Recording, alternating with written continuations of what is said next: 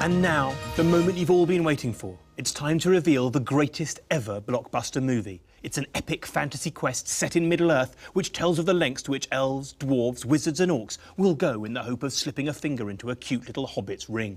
It's the first part of Peter Jackson's Lord of the Rings trilogy, The Fellowship of the Ring.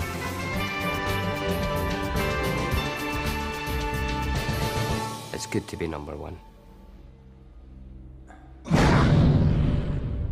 We knew how big the books were. We thought, well, if everyone who's read the book goes to see the film, then, you know, it's going to be a big film. But I don't think anyone imagined just how big they'd become. One ring to rule them all. One ring to find them. One ring to bring them all. And in the darkness, fight them. It's about an everyday person, albeit a hobbit, but put in an extraordinary situation. It must be taken deep into Mordor and cast back into the fiery chasm from whence it came. The great performance from Elijah Wood as this just normal character who all of a sudden has something incredibly important to weigh down his shoulders. I will take the ring to Mordor.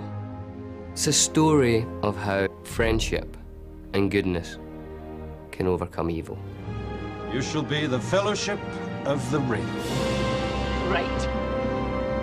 Where are we going? A lot of the time it just felt like we were the Fellowship, you know, in the first movie, trying to get to where we're going. Get off the road! Quick! One of my favourite scenes is when the four hobbits are on the road, having left the Shire, and the Black Rider is approaching, and they scurry underneath the roots of the tree. It's so close to the book, in fact, it exceeds the book.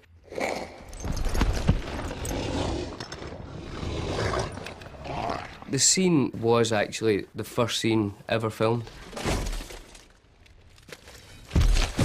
The use of sound was exceptional at that bit, you know, with the breathing of the horse and the hooves, and you know, you can sort of smell their fear.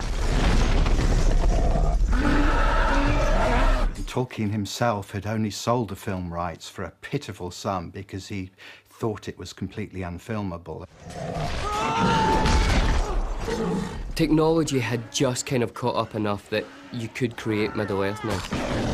I don't think people expected to see what they did. The sort of believability of another world existing, I think that's what people were kind of blown away by. It used all the technology available to realise things that you'd envisaged in your mind in a rather vague way and crystallised them extremely well. One of the scenes we worked hardest on was the troll fight. That was in many ways Peter and my homage to Ray Harryhausen, and it was an old-fashioned monster scene done with new tools and done hopefully with a certain amount of commitment and skill.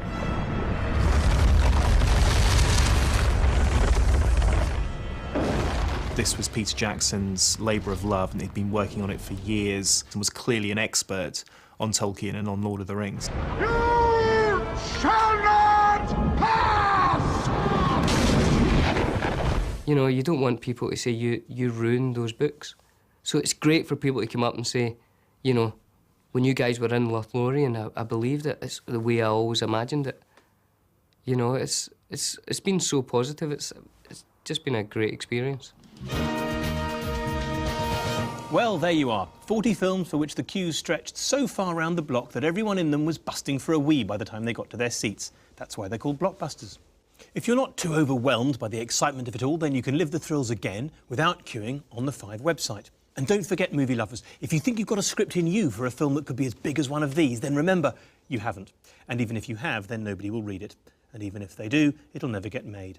And even if it does, then they'll pretend they thought of it themselves and you won't see a bean out of it. But hey, that's the movies, kid. Good night.